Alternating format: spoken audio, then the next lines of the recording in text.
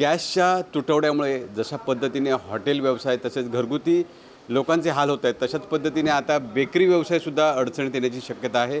आता जर बघितलं तर हा बेकरी व्यवसाय मी सिंधुदुर्ग जिल्ह्यात आहे कुडाळमध्ये, आणि इथून जो माल असतो तो कुडाळमध्ये सिंधुदुर्ग जिल्ह्यामध्ये जातो, त्याचबरोबर काही कोल्हापूरच्या भागांमध्ये जातो, त्याचबरोबर कोल्हापूरमधून काही डालडा तेल असे ॲटमसुद्धा येत असतात। आणि जर बघितलं तर आता जे हे ॲटम आहेत, हे जर केक बघितलात किंवा इतर पदार्थ बघितलात तर त्यासाठी जे आतापर्यंत भट्टीचा वापर करतायत, हे भट्टीचा वापर करायला लागतो त्यांना, कारण जर बघितलं तर गॅसवर हे अनेक पदार्थ बनवले जात होते आणि आता जर बघितलं तर या लोकांना कुठेतरी जर बघितलं तर चुलीचा आधार घ्यायला लागतो। मला सांगा, एकूणच जर बघितलं तर सगळ्याच ठिकाणी आता गॅस मिळत नाही, तुमच्या व्यवसायावर कशा पद्धतीने याचा परिणाम होतोय?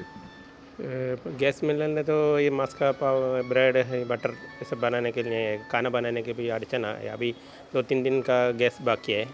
कमर्शियल गैस अभी बंद है ना, और ये हमको ये छोटा गैस का कनेक्शन नहीं है। अरे डीजल का भी होता अड़चन नहीं, डीजल का भी पुढच्या अडचण होणार वाला है अभी।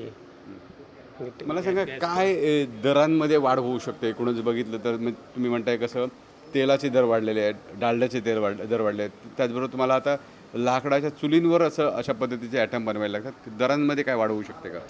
आम्ही आता जास्ती आपण काढते मसापाव जादा काढते, त्याला म्हणजे आपल्याला डिझेल हे पाहिजे, आपला गॅस पाहिजे, त्याच्यामध्ये तो भाव वाढायला पाहिजे। बाकी आता सगळ्याला डिझेलमध्ये काम करते। आता जेवण बनवायला बी ते आपल्या अडचण येते।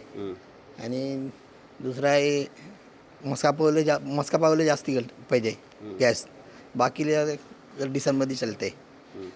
आता पुढे आता काय करणार माहीत नाही। मग ते आपण कशा पद्धतीने सर्वच ठिकाणी आता अडचण जाणवू लागलेली आहे। जर बघितलं तर गॅस मेन असं झालं आहे, गॅससाठी अनेक ठिकाणी रांगाच्या रांगा लागलेल्या दिसतात। तर जर बघितलं तर हॉटेल व्यवसाय आता पूर्णपणे चुलीवर चालू झालेला आहे, चुलीवरचं जेवण दिलं जातं आहे। आणि आत्ता जर बघितलं तर कुठेतरी बेकरी व्यवसायसुद्धा हा चुलीवर केला जाण्याची शक्यता आहे, आणि त्याचबरोबर इथे दरसुद्धा वाढू शकतात अशा पद्धती शक्यता वर्तवण्यात येते। विकास गावकर, TV9 मराठी, सिंधुदुर्ग।